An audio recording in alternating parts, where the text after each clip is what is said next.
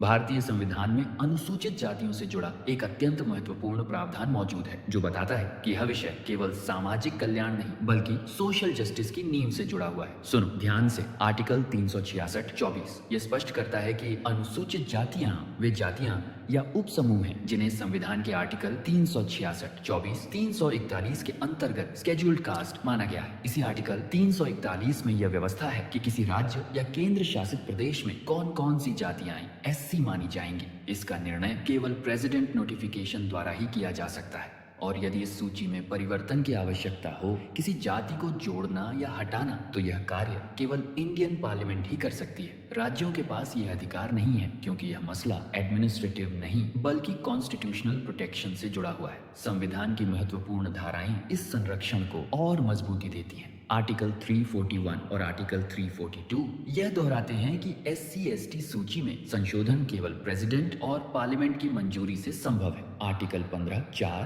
और आर्टिकल 15(5) राज्य सरकारों को socially and educationally backward classes के लिए विशेष प्रावधान बनाने की अनुमति देते हैं, परंतु SC सूची में बदलाव का अधिकार नहीं देते। आर्टिकल 16(4) रिजर्वेशन को न्याय संगत आधार देता है और आर्टिकल 14 इक्वालिटी बिफोर लॉ तथा नॉन आर्बिट्ररी डिसीजन का सिद्धांत स्थापित करता है। इसलिए SC उपवर्गीकरण सब कैटेगराइजेशन के किसी भी प्रयास को रीजनेबल, रैशनल और जस्टिफाइड होना चाहिए। इसी संवैधानिक ढांचे के बीच एक बड़ा न्यायिक मोड़ आया 1 अगस्त 2024 को, जब सुप्रीम कोर्ट ऑफ इंडिया ने कहा कि राज्य सरकारें SC/ST का सब कैटेगराइजेशन कर सकती हैं ताकि आरक्षण के लाभ अधिक तार्किक रूप से वितरित किए जा सकें। लेकिन यह दृष्टिकोण 2004 के ईशिया बोनी बनाम स्टेट केस के निर्णय के विपरीत माना गया, जिसमें सब कैटेगराइजेशन पर रोक थी। इसलिए सुप्रीम कोर्ट ने इस नए विचार को जुडिशियल रिव्यू के अधीन रखा है। यह वह स्थिति है जहां सावधानी और संवैधानिक सतर्कता दोनों आवश्यक हो जाती है। इन्हीं परिस्थितियों में यह जन जागृति अभियान यह संदेश देता है कि यदि